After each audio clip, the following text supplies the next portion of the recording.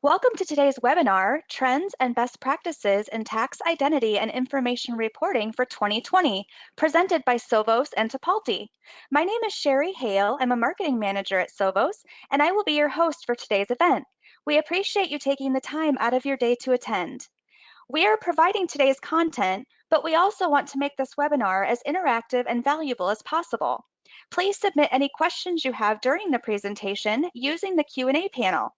We will respond to as many questions as we can at the end of the presentation, but please keep in mind with the time allotted and the number of attendees on today's webinar, if we are unable to get to all questions, please feel free to reach out to us directly and we will be sure to respond. Today's webinar is being recorded and will be made available for viewing along with the slide deck within the next 24 to 48 hours. At this time, I would like to introduce today's presenters, Wendy Walker and Anand Misra. Wendy is a solutions principal of tax information reporting at Sovos. Wendy has over 16 years of successful tax operations and compliance leadership experience with emphasis in large financial institutions. Prior to joining Sovos, Wendy was a consulting director at CTI Technologies, supporting global financial institutions related to Chapter 3, Chapter 4, and Chapter 61 issues. Wendy also spent more than 10 years building tax compliance programs for Zions Bank Corporation and leading tax operations and withholding teams at JP Morgan Chase.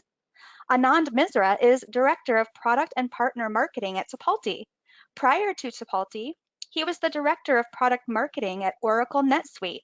Anand has over 15 years experience in product marketing and product management and has helped launch multiple new products over the years. Prior to joining Oracle NetSuite, Anand was a Senior Product Marketing Manager at ADP. His work experience also includes roles at Thomson Reuters, Wolters Kluwer, and a few startup companies. Anand has his BS in biology and an MBA in finance. Welcome, Wendy and Anand. Thanks, Sherry. Tipalti and Sovos have a long-standing relationship, partnering to provide solutions to clients around the world for payment processing and tax compliance purposes. From onboarding suppliers and validating W-8, W-9 information to paying invoices, Tipalti is a one-stop shop for payables processing. Using the W-8 and W-9 form data alongside the payment transactions, Sovos provides a host of tax compliance solutions, including TIN matching, 1099 and state reporting, printing, mailing, and filing capabilities, and we have solutions for downstream processes like B&P notices. Together, we offer clients an end-to-end tax compliance automation for U.S. and non-U.S. accounts payable payments. A look at the agenda for today. First, for those that might be new, I will give an overview of the tax information reporting process. And in section 2, I'll turn it over to Anand, and he'll talk about the challenges in the payables process today with collecting forms W-8 and W-9 and the Tipalti solution for solving them. In section 3, I'll talk about what B notices and P notices are and how to minimize them. And in section 4, I'll cover regulatory trends that are happening with 3 key forms in the payable space: forms 1099 MIS, 1099K, and the new form 1099 NEC. We'll wrap up the day with a Q&A. If we don't get to your questions, again, as Sherry said earlier, we'll follow up with you afterwards and we'll get you an answer. So let's get started. So tax information reporting is a process. 1099 reporting is just one part of it, but there's other key components too. So in this section, I'm going to talk about the tax information reporting process at a high level, and then I'll show you why tax reporting is really a year-round event in many organizations. So summing up a variety of sections of the Internal Revenue Code into one slide here, generally the tax reporting process starts when a FDAP payment is being made, a fixed, determinable, annual, or periodic payment. It's generally comprised of all types of income that a U.S. business could pay. It includes rents, royalties, interest, dividends, wages, pensions and annuity, distributions, commissions, you name it. The legal definition is really broad, obviously, so pretty much any payment that a U.S. company could make is caught up in that definition, and that includes accounts payable payments. So the FDAP payment is going to be made, and the payer has to first collect tax information using the W form rules that correspond to the type of payment being made. So for example, for reporting wages on a W-2, the payer has to collect a W-4 from the employee, and the W-4 will tell the payer how much to withhold in payroll taxes, which will ultimately determine what gets reported on the W-2. 1099 and 1042-S reporting is similar.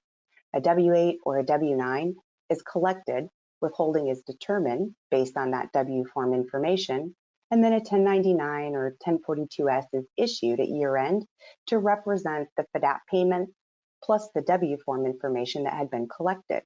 And if there was any tax withholding, of course, that would be reported too.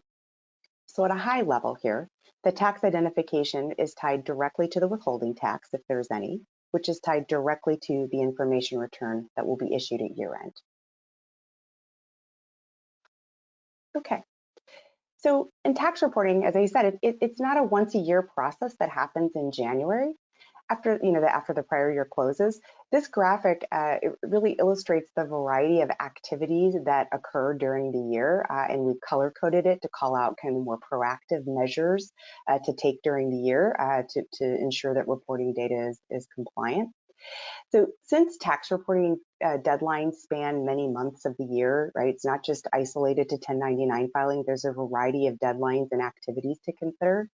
So whether it's, the ramp up to the filing season when you're analyzing the changes for the year, making changes to tax reporting systems in November and December, maybe you're dealing with B notices and backup withholding in October and November.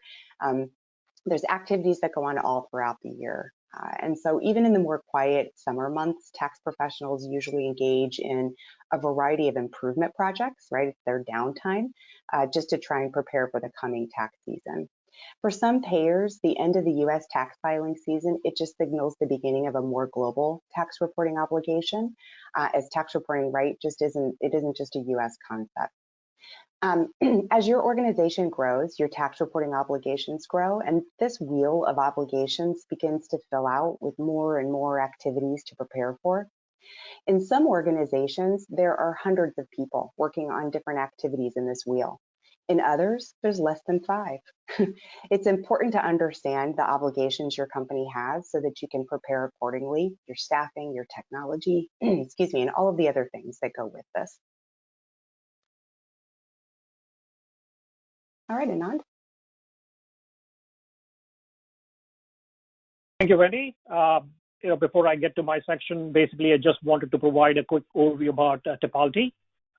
So we are a leading global payables automation solution with hundreds of customers, and we take pride in serving our customers and are proud to have a 98% customer satisfaction rate, which is by far one of the best in the industry. So we are here to serve you, and we transact over $10 billion annually worth of payments through our system for well over 4 million payees around the world. We are also a licensed money transmitter in a regulated financial institution, so we are subject to the scrutiny by the U.S. government. So next slide, please. So, I just wanted to cover a little bit of the payables process today and talk about the Tipalti solution and how we mitigate the challenges that the AP departments and the finance departments face today. So talking about what the AP and the supplier payments operations looks like today, the numbers on your screen highlight how manual, inefficient, and error-prone the AP process can be, basically. So onboarding suppliers is often done manually via phone or email, which is not secure. And because the process of collecting bank details is manual and error-prone, there is no capacity to validate information. Processing invoices, too, is often manual, with only about 18% of the companies processing invoices without manual intervention. There are around 15 steps just to process an invoice, which is the average cost of processing the invoice is basically about $20. And then on the payments front, you may be dealing with suppliers who prefer paper checks or expensive wires, which essentially adds to more paperwork and manual effort. So as your supplier base increases and you become more global, the payments process gets even more complex. A lot of the time is spent on supplier communications, from payment status inquiries to issue resolution for rejected payments because the suppliers are calling you to find out where is their payments, why is it missing, what are the errors, and you're constantly fielding emails and phone calls, from the suppliers. So that adds to, the challenges that the AP department faces as well. At the month, quarter, and year end, reconciling with your accounting systems is also pretty time consuming, often involving a lot of spreadsheets stitched together just to reconcile and report the payments with your accounting and ERP systems. So in a study that we did some time back, nearly 50% of the companies don't collect tax forms until the year end or regularly collect them at all. But the IRS really actually cracks down on non-compliance and has penalties for not submitting the 1099s and 1042s in the correct format by the deadlines. And on top of that, you're trying to keep up with all the changes to the mailing addresses, the banking details, and basically trying to keep your vendor master file clean. It's a hectic process that happens time and time again, which is why we, hear it described basically as risky, chaotic, manual, and highly inefficient. Next slide, please. So talking about some of the challenges basically from the supplier perspective, so generally the process of collecting the suppliers generally starts off way before you even start with, one second.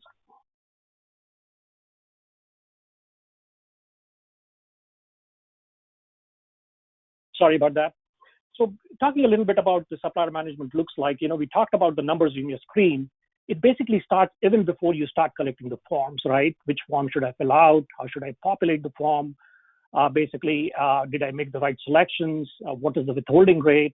Can I claim the withholdings, etc.? So these are all the challenges that you, from the supplier perspective, that you are encountering as it relates to payments, right? Collecting the tax forms.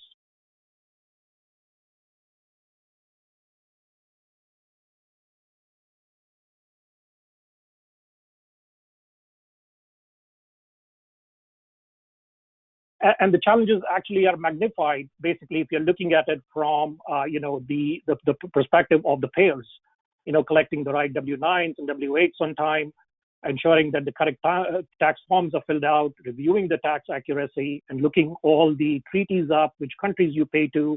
And if you're kind of growing globally, how do you manage all that? The complexities related to tax forms. So it actually doubles. This is in addition to what you're doing from the perspective of the suppliers collecting not only their information. So it's a huge burden from the payer's perspective and the AP team's perspective to collect the tax forms towards the end as well. Next slide, please. So here are some of the keys to basically, keys to payables tax compliance before you even file. So if you look at the IRS, they are aggressively pursuing the withholding agent's compliance and the penalties, which is basically not on the payee. It's on the payer, and it can generally be quite high. So by all means, our recommendation is to get and verify the supplier tax details during onboarding, right? Don't wait until the year end when the supplier may have moved or may have stopped working with you, or there could be some other issues that they run into. Make it a part of the process and make sure that you require all the payees to fill out the tax forms or provide their VAT or local tax ID as a part of self-registration. The more you automate the process, the better it is and helps you rest easy knowing that your operation is always up to date with the US tax laws. Go digital. Let suppliers populate the tax forms electronically. Make it easy for suppliers to provide by providing guidance or simplifying the forms when possible. Walk them through what tax forms are required based on their entity type, be it individual, partnership, or a corporation, or if there are US or a non-US type entities. Also perform a due diligence on tax forms to avoid expensive tax fines from the IRS at a later date. And also make sure that the tax forms are up to date. And let the suppliers know proactively when the tax forms are expiring to ensure that they remain payable.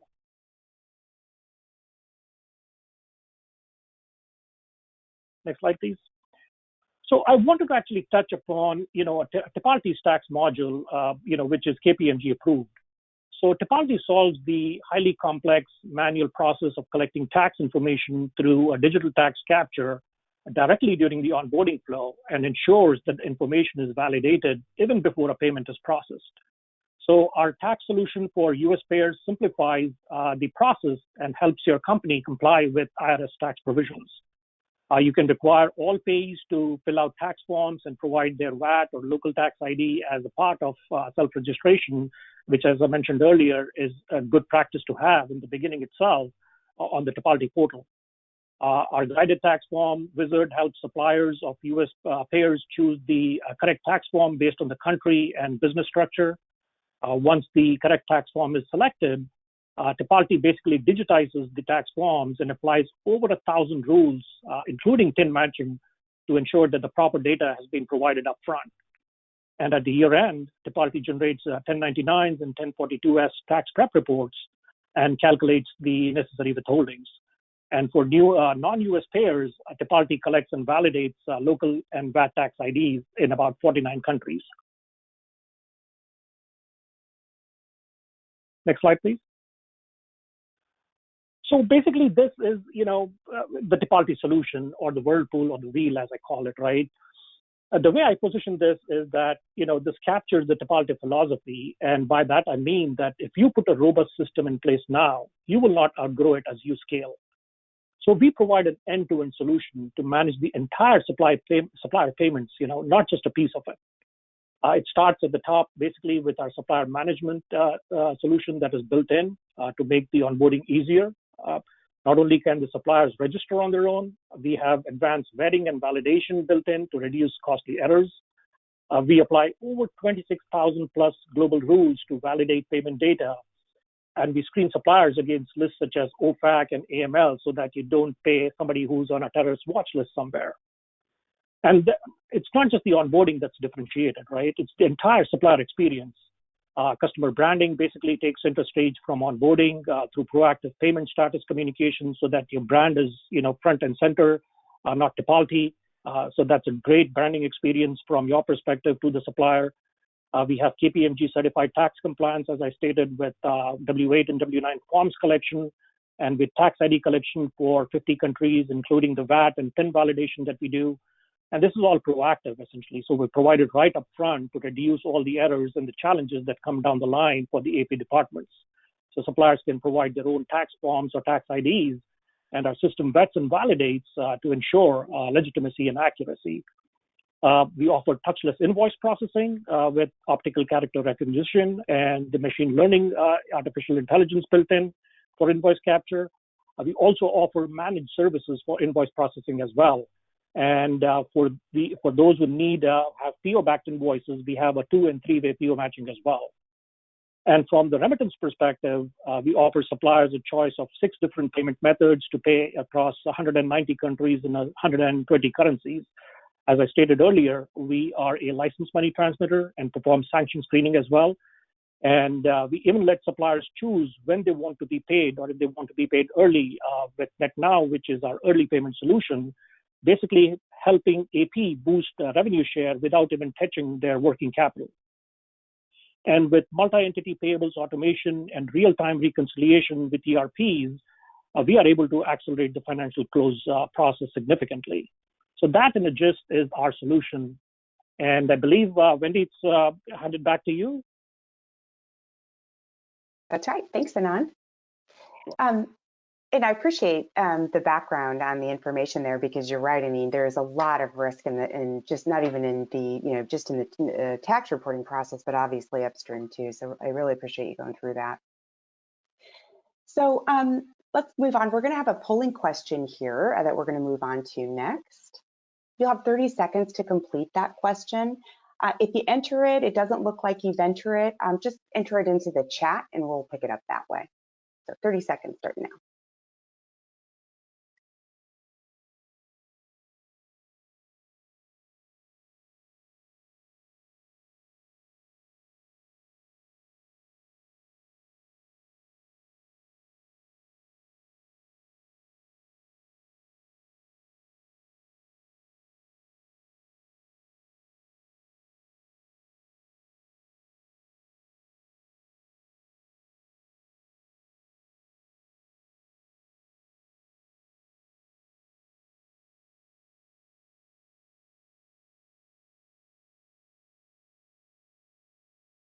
Should be just about ready.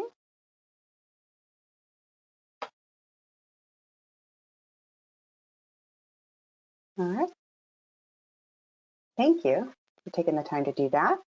All right, so we're going to move on here to section 3 of the webinar. Unfortunately, whether you collect that W-9 information following that kind of automated process that Anand described, because, frankly, that's the best way to collect W-9 information if you can, right, is in that automated process rather than those paper forms. But, even when you do that, if the recipient gives you incorrect information and you file that on a 1099 form, you can receive a B notice and related 972CG penalties. So in this section, I'm going to cover what the B and P notices are and then go over some tips for minimizing them. All right. So if you don't know what they are, the B notice or the backup withholding notice is when the IRS takes the 1099s that were filed by your organization and matches those against their own name and taxpayer identification number records. And when a match can't be found, the payer is issued a B notice. The B notice comes on IRS Notice CP2100 or CP2100A, just depends on how many errors were in your overall file. The B notice is a letter that is sent to the payer, and it tells them that they have to impose backup withholding on these recipients as a result of the missing or invalid TIN records that were in that 1099 file. The CP2100 also comes with a listing of missing or incorrect or not currently issued TINs. So the listing is kind of broken down by those 3 categories. And if you have more than 250 errors, that's when you'll receive a CD. That's usually the CP2100. And then the A version of it is a paper notice. That's when you have less than 250 errors. The CP2100 will also tell you to refer to this publication I have up here, the screenshot on the screen here, which is the publication 1281. It's called Backup Withholding for Missing and Incorrect Name TINs, which this publication contains the information, detailed information about how you're supposed to action the B notice. And there is a variety of rules and requirements that are in there that they talk about, but from a timeline perspective, I wanted to talk about this a little because these tend to get confusing and cross years. So let's say you filed a 2019 1099 miscellaneous with Box 7 non-employee compensation with the IRS this year in 2020. You filed it in January. As the season wore on, you may have filed additional 1099 miscellaneous forms or even other 1099s at the end of March for the electronic due date, or maybe you filed an extension and maybe you filed at the end of April. But in either case, after all of that occurs, the IRS now has all of the 1099 information for backup withholdable 1099s. And that's when they perform that matching process. So the B notice, it actually isn't issued to your company until later this year, around September or October of 2020. And that will represent that 2019 data. And so from the date your company receives the CP2100, you have 15 business days to prepare the solicitations, the B notice letters that have to go out to the recipients. And then for accounts now, just before I move forward, just one thing to state here, because Anand was talking about how folks wait a lot of times until the end of the year to collect the W form. But for accounts that have missing or obviously invalid TINs, like 1, 2, 3, 4, 5, 6, 7, 8, 9, you were required to begin withholding as soon as you saw that you had a missing or invalid TIN. And if you're not doing that at the time that you receive the B notice, you need to start doing that right away. And the reason I mentioned that is because this time period here to begin backup withholding on this chart, this really is only going to apply to accounts that had invalid TINs that looked like they were valid, but then the IRS told you on the notice they were not. Those ones that are clearly not correct, those you should have already been withholding on. Okay. And in 2020, so like I said, you're going to receive notices this year, later this year, and those will represent the 2019 filing season. Okay, so let's move forward, talk about what a P notice is, and then talk about how these two come together. It's not at all the same thing, but it's interrelated to the B notice, and this is called the 972CG Notice of Proposed Penalty. This leverages tax code section 6721 and 6722. And this notice just proposes penalties to the organization for filing information late or not at all, for filing information correctly and incorrectly, I'm sorry, and that could be that name-TIN combination problem. But it could also be if you filed, 1099s with the wrong amounts, those kinds of things. If you file it on the incorrect format, perhaps you submit paper and you were supposed to file electronically. So, you can see that the penalties, the way I have it on the slide here, are broken up into different categories, and that's how the notice will be broken up and assess penalty as well.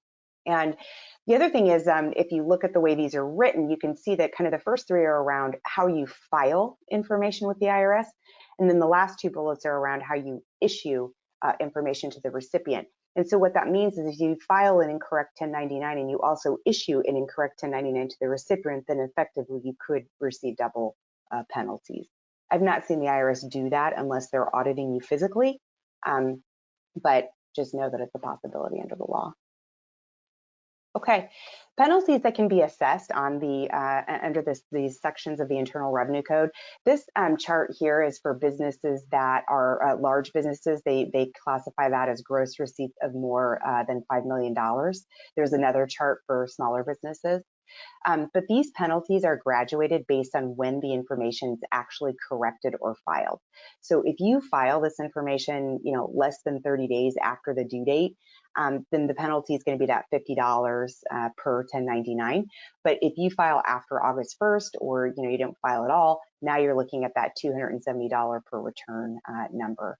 And you can see that the maximum penalties here graduate also with the later that you file the records, from the 556 to this 3.3 million. So these are not cheap penalties, and carelessness in this process can really result in companies racking up penalties in this area. Some companies get a lot of these, others don't. Really just depends on the volumes of 1099s being filed, the error rates they're finding on your data, among other criteria they apply. Okay. Then, so now let's kind of put together these two timelines onto this slide here. And so, again, this can be confusing. So for that 2019 information we talked about, we kind of moved ourselves up to here, and you're going to receive that notice, we said, sometime, in September or October, and it's going to represent the 2019 season. But what you're also going to receive for that 2019 season is that next year, so fast forward 9 months later, and that's when the IRS is going to issue this 972 CG, so like next July or August, and it's going to be for these 2019 1099 errors. When you receive that penalty notice next July or August, you will have 45 calendar days from the day your organization receives that notice to provide a legal response to the IRS as to why you should not be penalized. You also have an obligation to actually review the notice, and you have to actually mail solicitations for this notice too. Now, if you've already mailed your B notices like you were supposed to, you don't have to do that again for 2019. But what you do need to do is take a look at the notice and pinpoint if there's any other 1099s or other tax forms appearing there that didn't appear on your B notice, because the penalty notice is going to contain all the forms you filed. Maybe you don't just file the 1099 miscellaneous, maybe you file 1098, maybe you file a 1099R, INT. If it didn't show up on your B notice, it will show up on the penalty notice. So you really need to do that due diligence with both. And so just to recap that, the 2019 errors, you'll receive a first round here in September, October of this year, but then you'll receive the penalty round next summer in July and August. So I think that I've instilled enough angst in you, hopefully, about this B notice and the P notice processes, so that the first thing you're hopefully saying to yourself is, how do I prevent these from happening in the first place, right?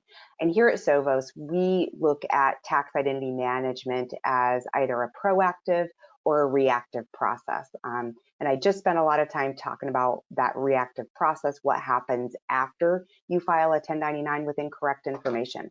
But there is a variety of proactive measures that can be taken in the form of, proactively checking the data that has been submitted to you to see if it matches the IRS records, and proactively securing that corrected information when it doesn't match before you file another erroneous 1099 form. So let's first talk about the real-time TIN matching or interactive TIN matching. This is an IRS process. It's an IRS service that enables your organization to quickly check a name TIN combination directly against the IRS records to see if it's correct. And this is a one-off process. It can accept up to 25 combinations at one time, and the IRS system will respond really fast, like in 5 seconds. The IRS response isn't like, it's not going to say yes or no. And also, this isn't a system where you just like type in a name and you get a TIN as a result, or you type in a TIN and they give you a name, right? You have to have a name TIN combination that somebody has submitted to you. And when you conduct the match, you're going to get a variety of results, including if it's accurate, and maybe it matches the Social Security number database, they'll let you know that. Or if it matches and it matches the EIN database. So they'll give you some specifics about what it matches and where it matches. And when it doesn't match, same thing. It might tell you the number's never been issued. It might tell you that the combination just isn't correct. So it gives you some clue as to, again, what the issue might be. And then the second process is bulk TIN matching. And this is where a filer can submit up to 100,000 records to the IRS at one time, name TIN combos at one time. It does have to be submitted in a specific file format. The IRS will pull that in through a secure file transfer process, and then they do their match process, and then they return the results within 24 hours. And this is also a nice process because you get those results back in a spreadsheet. So you can kind of work with those results a bit easier than, if it's just a screenshot like in that real-time process. You just get a screenshot result. Okay, so let's talk about some advantages of interactive TIN matching. So again, this is the real-time TIN process that we're talking about here, and this is the top advantages that our clients have reported from using this service. So first of all, the process can be incorporated into your onboarding or new vendor setup process. Being able to conduct that real-time match right as your vendor is being onboarded or the account is being opened is just key to minimizing the B notice.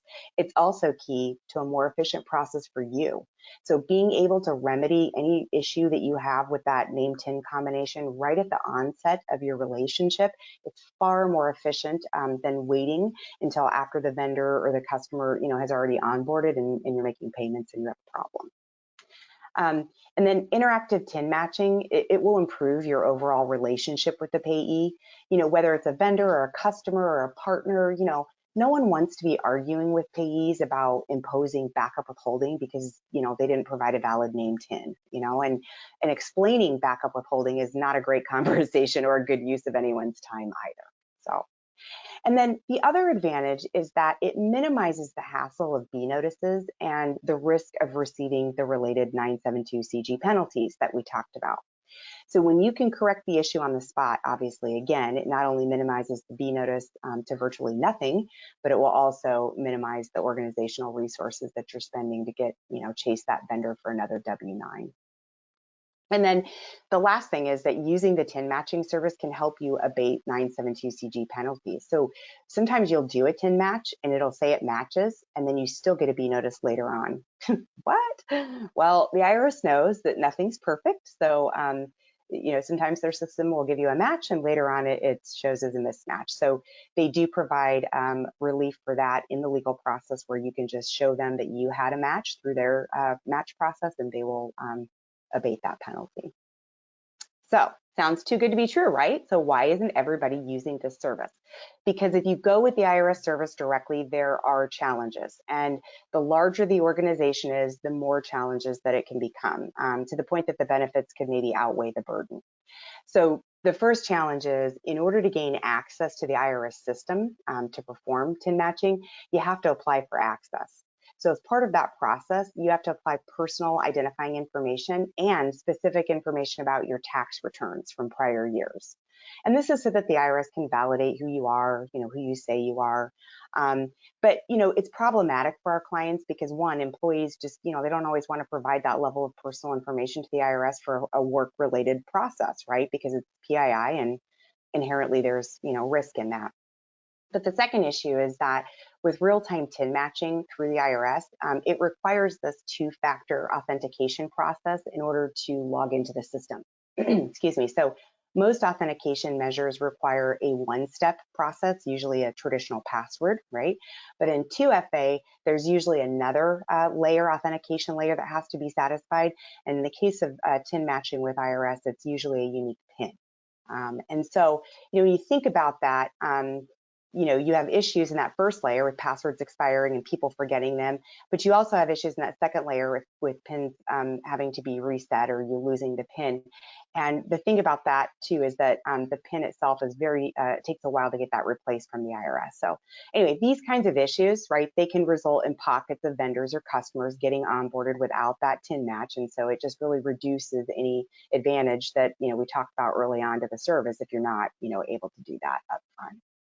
So I'm not here to dissuade you from TIN matching at all, obviously. So, but I do want to share with you how Sovos does this before I talk about reporting today.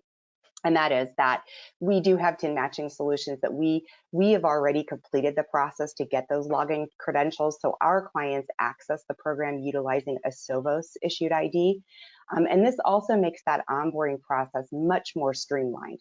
By utilizing Sovos's IDs, you can just integrate an automated TIN check through your platform rather than anybody having to sit there and manually check the IRS website for every name TIN combination, right, to the database. So being able to automate that would really capture that information during onboarding and provide a real-time result to the payee so they can correct it right then and there.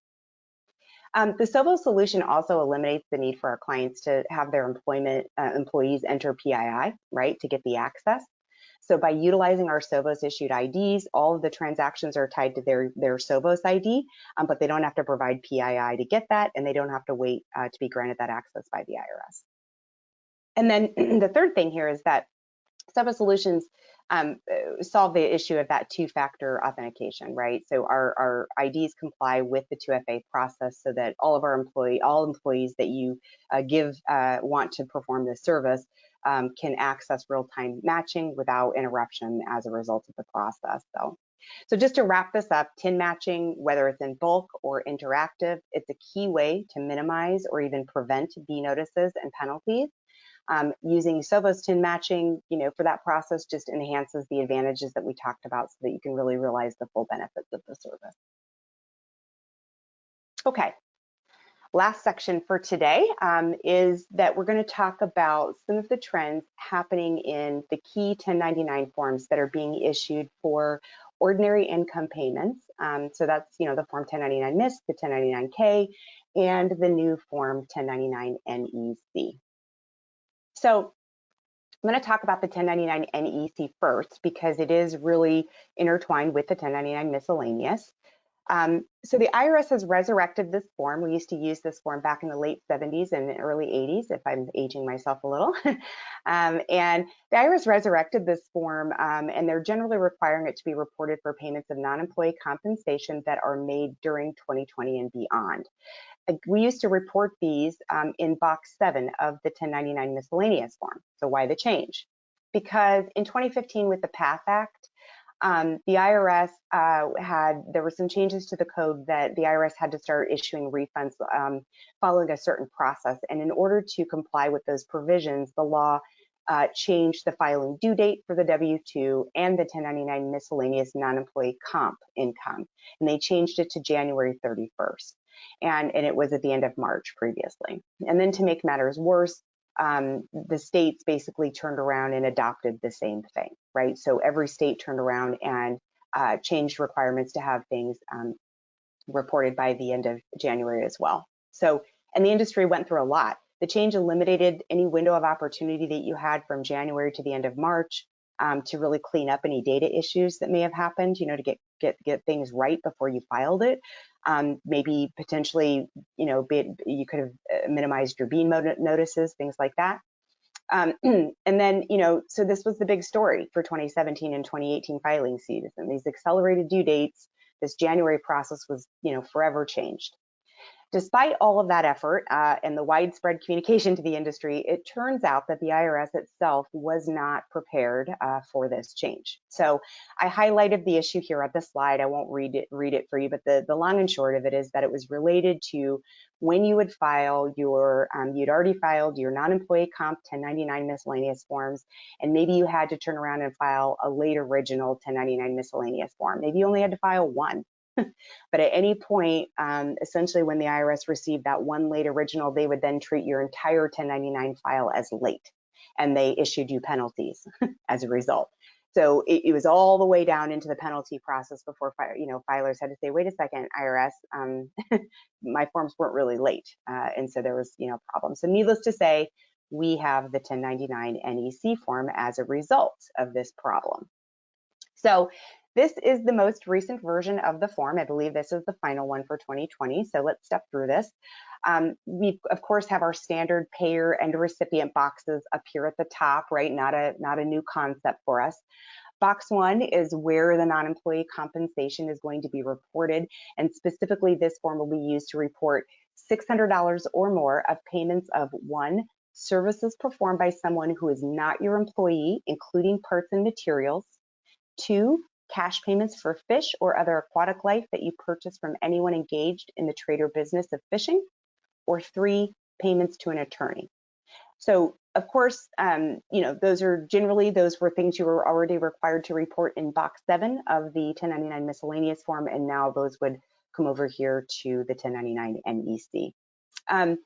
I think, of course, box 4, like all 1099s, it's for backup withholding. And then box 5, 6, and 7 are here so that payers can report state withholding and state income amounts to this recipient. You can see that the IRS has reserved boxes 2 and 3. We don't have a hint yet as to what that's going to be, but for this year, I don't anticipate they're going to change that. So we said the NEC form is taking all of the amounts that we used to report in box 7 of the 1099 miscellaneous. So it would have been nice if the IRS could have just, sort of grayed out that box 7 and left it alone, right? Left everything else intact, but they didn't. This slide shows you kind of a before and after of 2019 versus 2020 of what they did. They revamped the boxes 7 through 18 here, changing the values that go in those boxes along with renumbering the boxes. So specifically, here's what's changed is that first, non-employee compensation is no longer reported on the 1099 miscellaneous at all, right? So box 7's been changed, and it is called payer-made direct sales of $5,000 or more of consumer products to a buyer for resale. This was formerly box 9. So these are, the multi-level marketers, those direct seller type payments. Box 15A and 15B, those are taken out of their former position, and now Section 409A deferrals are now reported in box 12, and Section 409A income has changed to be called non-qualified deferred comp, and it's now being reported in box 14. Crop insurance proceeds moved from box 10 to box 9. Gross proceeds paid to an attorney, always a fun one, moved from box 14 to box 10. And then box 16 to box 18 was renumbered to reflect changes. So it's now, they're just box 15, 16, and 16, 17, and 18. So these changes, everything that you see here that's happening here, these changes are, moving amounts to different boxes as well as changing technical layouts for files that have to be delivered to the IRS and to the state. And all of the things that we talked about with the 1099 NEC, including the technical changes, the print mail changes, this can be very difficult for any company that's trying to do this internally and not, frankly, not outsourcing to experts who are equipped to handle these changes. Okay, the third form I want to talk about today is the 1099-K. The 1099-K form, it's used to report either payments that are made through like credit cards, debit cards, like any sort of payment card type of gift cards. And then it's also used for reporting goods and services payments that are made through a third-party payment platform. So that's like PayPal or even like Uber or Airbnb these days. So the 1099K for that second group, the Uber and the Airbnb types, it has a really nice threshold exemption, right? They only have to report when they pay a recipient over 200 transactions and at least $20,000 in a calendar year. But for an Uber driver or for an Airbnb person, that's not happening too often. They're not making that kind of money, or they're not, doing that many rides because it's more of a part-time gig, right? So one study showed that almost 85% of gig workers do not receive a 1099 because they never reach those thresholds. So there's a lot of noise about that at the federal level, right, over that threshold issue, because the government has ample studies to prove that only 20% of taxpayers will actually report income and pay taxes when they don't receive a 1099. So obviously that implies the majority of those gig workers that aren't getting 1099s are also not reporting their income and paying taxes. So while Congress is kind of down the research path on this, many states have taken the lead on this issue. Vermont and Massachusetts were probably the first two states in 2015 to enact laws to reduce the reporting threshold on this form specifically, and to eliminate the transaction threshold. So now they require the 1099K to be reported just like the 1099 miscellaneous at a $600 threshold. Other states began to follow suit. Some of them enacted actually lower transaction limits, so they didn't just abolish it altogether.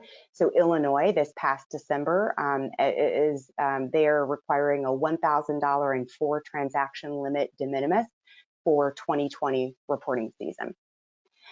Interestingly, we also see some no income tax states, so states that you don't pay income tax in. We actually have seen them enact legislation to require the specific 1099K reporting, although not at a lower threshold than the federal level. We don't even report other 1099s to those states. So it's very interesting that they would call out the 1099K to be reported directly. Tennessee was the first one to pioneer that way back in 2015, and they follow the federal thresholds. And then in February this year, Florida followed suit. Florida just enacted some regulations earlier this year requiring the same. The complexity with this direct state reporting, it's grown astronomically over the last 10 years, but very much so, I would say, in conjunction with the rise in 1099 reporting requirements at the federal level. And sorry, I wanted to just cover here before I move forward is that a couple of things is that one, you can see, as I say here, that these are the states that have adopted some sort of legislation just in the last 6 months. So we hadn't quite seen quite as much movement, meaning in every month state change, but you can see that over the last, since about 2015, we have seen a number of states start to move down the path here. And so again, the complexity with direct state reporting has grown quite a bit. I don't expect that to change anytime soon because, again, especially governments are looking for more ways to raise revenue, and especially, unfortunately, in the times we're living in now, I expect that's going to happen in the coming tax years. Okay, the thing about all of this is that most transaction systems where you make the payment from, they're designed with a standard IRS reporting file layout that's usually the 1099 miscellaneous, and it usually only includes some state reporting that's through the IRS. It's that combined program, which unfortunately will not meet the majority of the requirements. We have over 37 states that require a direct state reporting right now. So having to create separate state files for data that you didn't have to report to the IRS, it's an entirely new process, right? Because you have to pull data that you didn't even have to pull for IRS reporting. You have to create files in formats that are unique for every state, and you've got to follow the rules that are different from the IRS rules, right? And then you have to actually go and physically file all of those directly with the state. It's very burdensome, especially, again, for an organization where tax reporting is not a core business function. So this slide, I really just wanted to illustrate for you why Sovos clients utilize our modern tax solutions to keep up with these burdens. This is what we focus on. We've been doing this for over 30 years. This is what we are experts in, and this is how we intend to solve tax for good. All right. I'm going to turn it over for one more polling question, and then we'll open it up for Q&A today. So again, you'll have 30 seconds. And if you enter it and it doesn't look like it's taking your answer, just go ahead and please type that in the chat.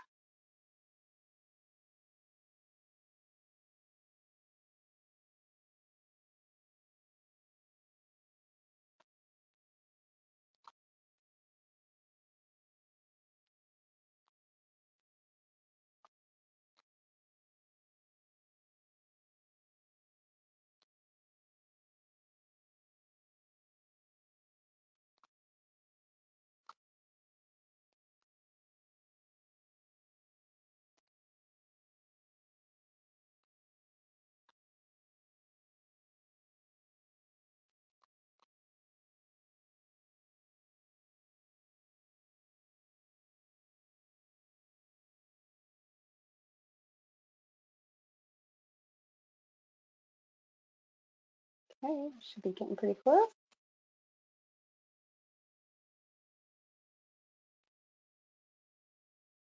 All right.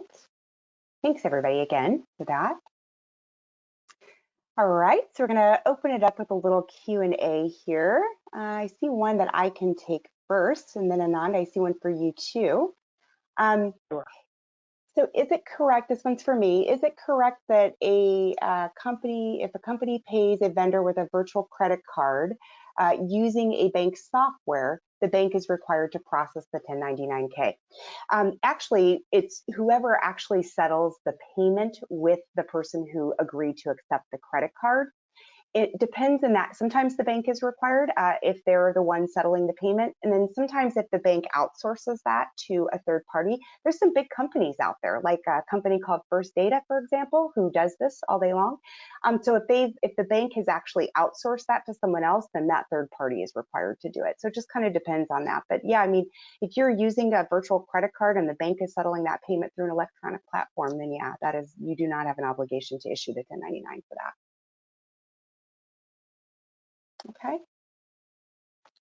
Okay, Anand, here's one for you. I have international partners to pay and we struggle to collect tax information. How are W-8 forms handled? Yeah, that's really interesting, Wendy, essentially. So W-9s relatively are straightforward, right? But many companies are struggling with W-8 forms collection. And the IRS regulation essentially makes the problem even more difficult as the documentation required from partners is becoming more and more extensive. So from Tipalti's perspective, we actually make the W-8 a self-service process for payees. So there is a wizard that is available essentially in multiple languages that guides the payees through the right tax form to fill out to begin with. We've actually greatly simplified the form itself. We've digitized it, broken it into chunks. It's a massive form essentially, and guides the payees through the tax form itself. And this generally greatly reduces the amount of time that companies have to spend troubleshooting and training their partners basically how to fill out forms, right? So in addition to supporting the W-9s, we support W-8s and the various varieties of W-8s that are there, W-8 Ben, W-8 Ben-E, etc., across the board, right? But one of the things I wanted to add, is basically we did a study actually a couple of years back, and we found that only 10% of the companies that we surveyed were automatically validating whether the suppliers have submitted error-free tax forms. And that's a huge challenge, right? Because then you're kind of struggling towards the year end, wherein you're not only filing and for the taxes, but doing the withholdings, etc. And that adds basically unnecessary stress and chaos to the AP department itself, right? So that's a huge challenge from the payer's perspective as well. Absolutely. Thanks for that. We do have a couple more minutes here. I apologize. I'm just having a bit of a struggle here with the question box.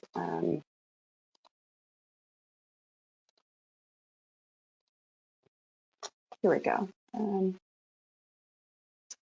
I'm going to try to read this. Here we go. Sorry. Okay. Oh, sorry. Somebody said I answered their question. I was just double checking here. Okay. So is it correct to say that payments to attorneys are now to be reported in both 1099 NEC Box 1 and 1099 Miscellaneous?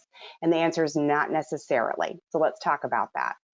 There are two types of attorney payments that you could make. And in the past, one type of payment would have gone into what was the Box 14, and one payment would have gone into what was the Box 7. But now those obviously are split out onto two forms. So I'm going to try to clarify for you when you report on the 1099 Miscellaneous versus when you report on the NEC. Okay. When you are paying an attorney for just regular day-to-day legal services, maybe they look at corporate contracts for you, they help you draft contracts for a partnership agreement, those types of things. Day-to-day business as usual legal support, that type of support is non-employee compensation. That should be reported on the 1099 NEC. Okay. However, if you are paying for, there is a litigation matter, whether you're suing somebody or someone's suing you, one way or the other. If you have to pay an attorney out related to that litigation matter, that's when you would use the 1099 miscellaneous now for gross proceeds paid to an attorney at a high level. If you have other questions about that, you can feel free to contact us. There's some actual examples in the regulations that I could share with you if you wanted to read that a little bit more thoroughly. And I do see we have a lot more questions in here, guys. I'm sorry. I don't know that we're going to be able to get to all of these. I'll try one more and then I'm going to wrap it up for today. One more. How far behind is the IRS in sending P notices? If there were errors for tax year 17, could a company receive a P notice in 2020? I mean, you can always receive one, right? But technically, for errors in tax year 17, you should have seen a penalty notice come in 2019, last summer, you would have seen one. And I'm going to suggest to you that if you normally do receive one and you haven't received one, or just, you're not getting them, but you do receive B notices, I would suggest you contact the IRS. I have had experience working in the industry for a number of years where they will send those notices and they will go somewhere in the organization and never make it to me in the tax department or operations. And now I, am late or never even knew I had a penalty to deal with. So you can call the IRS and you can give them your EIN. And I can provide that information to the person who asked this question. I can give you a phone number and then they can, validate for you whether or not one was issued for tax year 17. Okay. We are just about at 1 hour, so I'm going to go ahead and wrap us up for today. Thank you, everyone, so much for joining us today. If you here is our contact information. If you have any other questions outside of the ones that are already here in the webinar, please feel free to reach out. And again, for those that we didn't get to, I will be happy to, Anand and I will take a look at these and we'll get you out some responses here shortly. Thanks again. Have a great day.